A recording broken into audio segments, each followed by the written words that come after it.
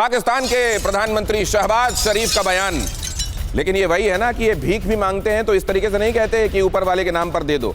ये कहते हैं देखो यार, अगर कुछ दे सकते हो तो दे दो, दे देंगे यार कुछ दिनों बाद। ऐसा किसी का लेके दिया नहीं, तुम्हारा लेके भाग जाएंगे क्या?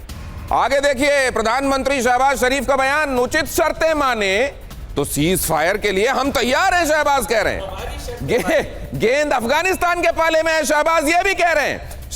शहबाज शरीफ कह रहे हैं कि ये तो असल में हम तैयार हैं सीज फायर के लिए, लेकिन बशर्ते ये तमाम चीजें हैं, अगर ये अफगानिस्तान मानता है तो हम इसके लिए तैयार हो जाएंगे।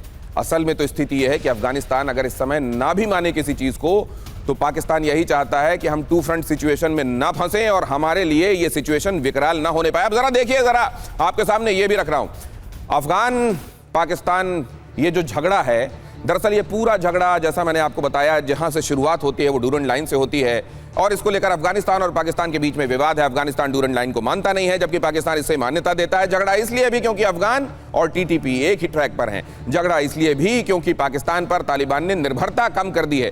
कहा तो यह तक जा रहा है कि मुनीर से नाराजगी के चलते पाकिस्तान की ही आईएसआई टीटीपी को सपोर्ट कर रही है। पता नहीं इसमें कितना दम है, ये तो हमारे एक्सपर्ट्स बताएंगे।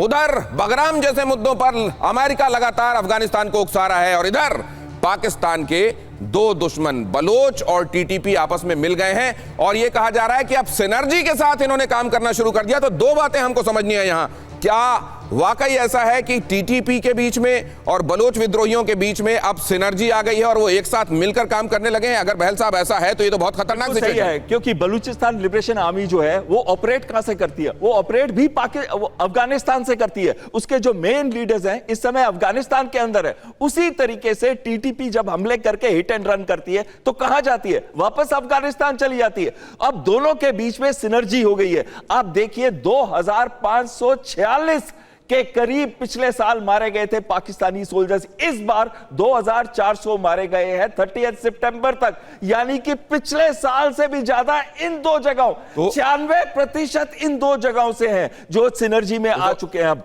और ये जो फिगर है इस बार इससे ज्यादा बढ़ जाएगी, और कहते हैं ये सबसे ज्यादा खतरनाक साल रहा है पाकिस्तान आर्मी। तो सर ये भी समझाइए कैप्टन श्याम, ये जो बातें आ रही हैं कि आईएसआई खुद इस बात से, फील्ड मार्शल मुनीर से बहुत सारे लोग नाराज हैं और उसमें आईएसआई के बहुत सारे लोग हैं और टीटीपी को प्रश्रय देने वाले बहुत सारे आईएसआई के लोग हैं, क्या यह बात सच है?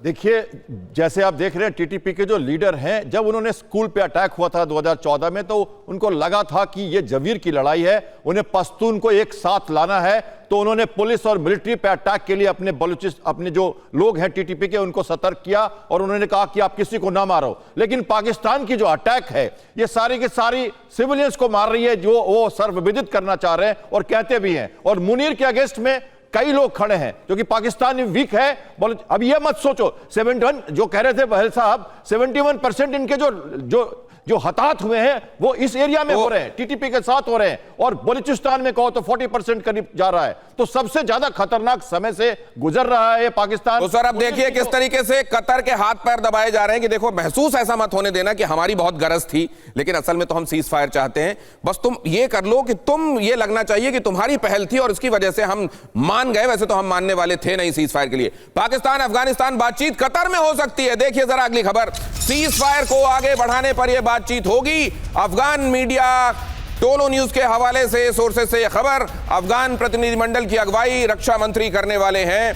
पाकिस्तानी प्रतिनिधिमंडल में कई वरिष्ठ सुरक्षा और खुफिया अधिकारी शामिल हो सकते हैं। अभी तक तारीख और एजेंडे की आधिकारिक पुष्टि नहीं हुई है।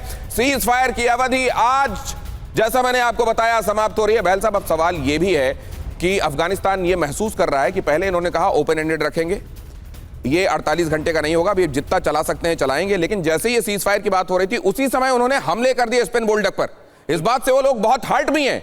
तो ये अगर पहले तो मुझे ये लग रहा है कि ये होगा क्या, और अगर होगा तो ये इसमें सीज फायर के ऐलान में भरोसा कितना होगा दोनों जो स्टेक होल्डर्स हैं उनका? देखिए, इसमें बहुत बड़ी बात हमको समझने वाली ये है कि तहरीके तालिबान पाकिस्तान एक पर्टिकुलर मिलिटेंट ऑर्गेनाइजेशन नहीं है। इसके अंदर बहुत सारी मिलिटेंट ऑर्गेनाइजेशंस हैं जो हर एक का ट्राइबल लीडर अलग है, यानी कि इसी में गुल बहादुर भी का फैक्शन भी है, महसूद का भी फैक्शन है, कुरासनी का भी फैक्शन है, और ऐसे 2-3 और फैक्शन है, और ये कोई भी किसी के कंट्रोल में नहीं आते। इनका एम क्लियर है कि पाकिस्तान को वहां से हटाना है, पाकिस्तान आर्मी को हटाना है। जब तक कोई परमानेंट सोल्यूशन इसका नहीं होता, हाँ कतर में बातचीत जरूर होगी, क्योंकि पिछली बार जब कतर में बातचीत हुई थी तो तालिबान को वापस पावर मिल गई थी 2021 के अंदर और अमेरिका छोड़ के चला गया था। इस बार भी कतर में बातचीत होगी, लेकिन उस बातचीत से निकलेगा क्या? क्योंकि ये जो इंडिपेंडेंट मिलिटेंट ऑर्गेनाइजेशंस हैं, ये किसी के कंट्रोल में नहीं है। ये अपने एम के लिए पाकिस्तान सफर करेगा, पाकिस्तान की हस्ती मिटेगी,